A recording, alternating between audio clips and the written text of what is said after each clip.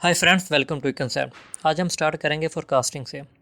इसमें हम डिस्कस करेंगे फोरकास्टिंग का पर्पस क्या होता है, इसकी नेचर क्या होती है, टाइप्स ऑफ फोरकास्टिंग को हम डिस्कस करेंगे, इसके क्या टाइम हॉरिजन्स होते हैं उनको हम डिस्कस करेंगे, और फोरकास्टिंग के जो से 7 बेसिक स्टेप्स हैं उनके बारे में हम डिस्कशन करेंगे। डेफिनेटली हम लेटेस्ट स्टेजेस पे फोरकास्टिंग के डिफरेंट मॉडल्स को डिस्कस करेंगे, जिसमें हमारे पास क्वांटिटेटिव मॉडल्स हैं, क्वालिटेटिव मॉडल्स हैं, और क्वांटिटेटिव मॉडल्स की जो एग्जांपल्स हैं उनको भी हम सोल्व करेंगे। ठीक है, तो आज हम इनिशियल लेवल पे देखेंगे कि इसकी क्या पर्पस क्या होते हैं और इसकी मतलब टाइप्स और टाइम हॉरिजन्स क्या हैं। So forecasting is the art and science of predicting future events. Making good estimate is the main purpose of forecasting. कोई भी ऐसे इवेंट हैं जो से फ्यूचर में अकर होने हैं, ठीक है, उसके बारे में अगर आप फोरकास्टिंग करते हैं, ठीक है, उसके आप गेस लगाते हैं या एस्टिमेट लगाते हैं, उसको फोरकास्टिंग कहते हैं। ठीक है, फॉर एग्जांपल रेन की फोरकास्टिंग होती है कि एक माह बाद रेनी जो सा सीज़न है वो स्टार्ट होने वाला है, इतने मिलीमीटर रेन होएगी। ठीक है, इसी तरह अगर आपकी एक प्रोडक्ट है, आप उसकी सेल्स फोरकास्टिंग करते हैं कि इस माह अगर इसकी इतनी सेल्स होंगी तो नेक्स्ट माह इतनी सेल्स होंगी। ठीक है, या इस 2022 में इतनी सेल्स हुई हैं तो 2023 में इससे ज़्यादा या कम सेल्स होंगी। ठीक है, तो फोरकास्टिंग में involve taking historical data and projecting them into the future with a mathematical model. यहाँ पे हम क्वांटिटेटिव नेचर की बात कर रहे हैं कि हमारे पास कुछ ना कुछ चीज़ें पास डेटा का मोस्ट ऑफ द केसेस में हमारे पास पास डेटा अवेलेबल होता है। अगर हम मैन्युफैक्चरिंग इंडस्ट्री की बात करें या फिनेंस के अंदर बात करें, ठीक है, तो अगर हमारे पास कोई भी हमारी एक प्रोडक्ट है जिसकी 2022 के लिए सेल्स 1 मिलियन है, तो 2023 के लिए जो सी उसकी सेल्स को प्रिडिक्ट करेंगे तो हम 2022 का या 2021 का या इससे पहले जो सी ईयर्स होंगे उनका डेटा लेके हम उनको अच्छे तरीके से प्रिडिक्ट कर सकते हैं। तो ये क्वांटिटेटिव नेचर की यहाँ पे बात हो रही है, but it could be qualitative as well, और सब्जेक्टिव नेचर की भी हो सकती है। मतलब जो से किसी के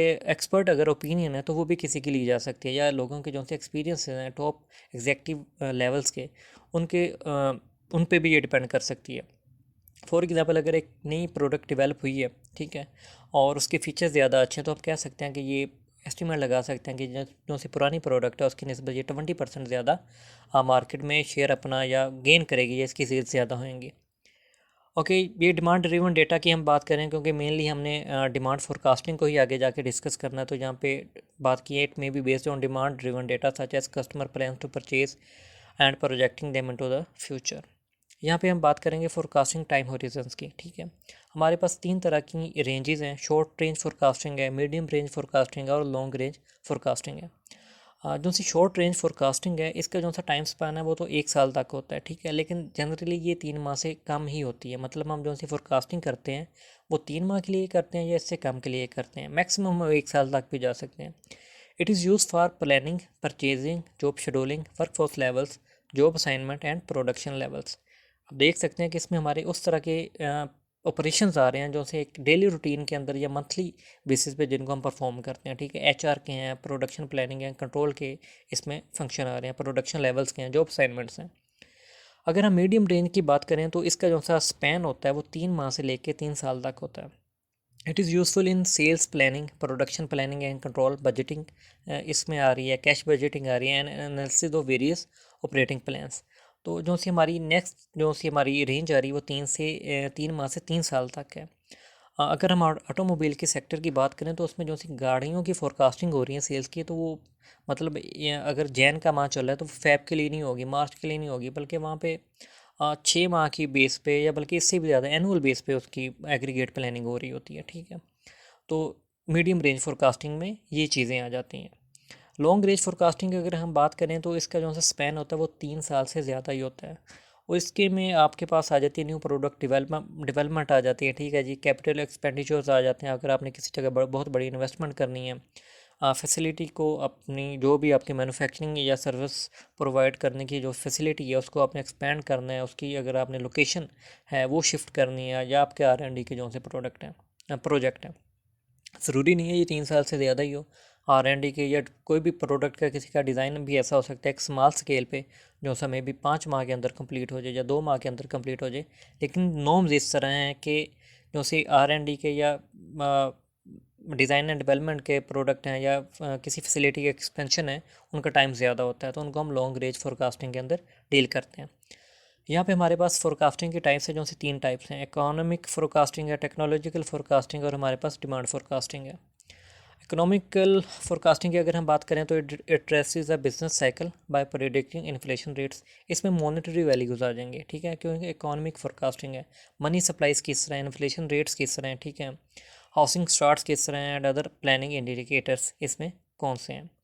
टेक्नोलॉजिकल फोरकास्टिंग की बात करें तो they are concern with rates of technological progress, ठीक है, टेक्नोलॉजी की किसी स्पेसिफिक फील्ड के अंदर किस तरह प्रोग्रेस हो रही है, ठीक है, which can result in the birth of exciting new products requiring new plants and equipment. इसकी बड़ी सिंपल सी आपको एग्जांपल दूंगा कि अगर आपकी एक ऐसी प्रोडक्ट आप किसी मार्केट के अंदर लॉन्च करना चाह रहे हैं, ठीक है, जो सी ओल्ड टेक्नोलॉजी ओरिएंटेड है, तो लास्ट में बात है विद टाइम टेक्नोलॉजी ने इम्प्रूव होना है, तो आपकी प्रोडक्ट के अगेंस्ट जो सा कंपटीशन मार्केट में अवेलेबल होगा वो हायर लेवल पे अवेलेबल होगा। तो आपने टेक्नोलॉजी को जहन में रख के आपने फोरकास्टिंग करनी है कि किस तरह की टेक्नोलॉजी मार्केट में अवेलेबल होगी। इसमें आप प्रोडक्ट लाइफ साइकिल को भी डिस्कस करते हैं कि किस तरह प्रोडक्ट लाइफ साइकिल, जो भी न्यू टेक्नोलॉजी है उसका प्रोडक्ट लाइफ साइकिल कितना होएगा। हम जैसे हमने पहले भी बात की थी कि हम यहाँ पे डिमांड फोरकास्टिंग को ही मेन लेके चलेंगे। They are the projections of demand for a company's product और सर्विसेज, कि कोई भी कंपनी की प्रोडक्ट है या उसकी सर्विस है वो मार्केट के अंदर कितना वॉल्यूम गेन करेगी, ठीक है, उसकी सेल्स कितनी होएंगी। Demand driven forecast drive a company's production, ठीक है, capacity and scheduling system and serve as inputs to financial marketing and personnel planning, ठीक है। अब यहाँ पे हमारे पास 7 स्टेप्स हैं फोरकास्टिंग के अंदर। हम इसकी एक एग्जांपल लेके चलेंगे, ऑटोमोबाइल की एग्जांपल ले लेते हैं।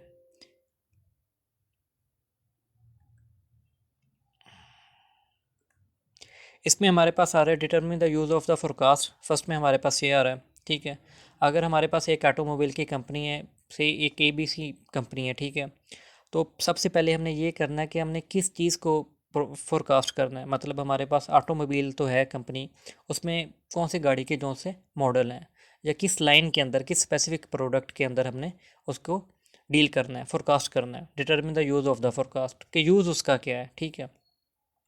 कोई ऐसी आइटम तो हम फोरकास्ट करने से रहे ना जो सी मार्केट के अंदर जिसकी डिमांड ही नहीं है, तो जिसकी डिमांड है किस स्पेसिफिक कौन सी स्पेसिफिक प्रोडक्ट हैं, ठीक है, एक से ज़्यादा मॉडल्स हो सकते हैं, तो उनके बारे में हम सेलेक्ट करेंगे उनको। Select the items to be forecasting. अब हमारे पास एक लाइन आ गई है कि डिफरेंट मॉडल्स हैं, हमने गाड़ियों के अंदर फोरकास्टिंग करनी है, तो अब किस गाड़ी या कौन सी ऑटो है जिसका कौन सा मॉडल है जिसके बारे में हमने फोरकास्टिंग करनी है। ओके, ये अब हमने यहाँ पे फ़र्ज़ करें हमने sales of the newly design item needs to be predicted. हमने उसकी सेल्स को, मतलब जो अभी हमने सेल्स को प्रिडिक्ट नहीं किया उसकी, ठीक है, लेकिन जिस आइटम की सेल्स को हम प्रिडिक्ट करना चाह रहे हैं ना उसको हमने सेलेक्ट कर लिया। Determine the time horizon of the forecast. अब उस स्पेसिफिक जो सी प्रोडक्ट है उसके अगेंस्ट हमने कितना, मतलब टाइम होरिजन उसको देना। 3 माह के लिए हमने उसको प्लान करना है, ठीक है, 6 माह के लिए प्लान करना है, उसकी फोरकास्टिंग करनी है, 1 साल के लिए उसकी फोरकास्टिंग करनी है, किस तरह करनी है फोरकास्टिंग। देन हमारे पास आता है सेलेक्ट द फोरकास्टिंग मॉडल।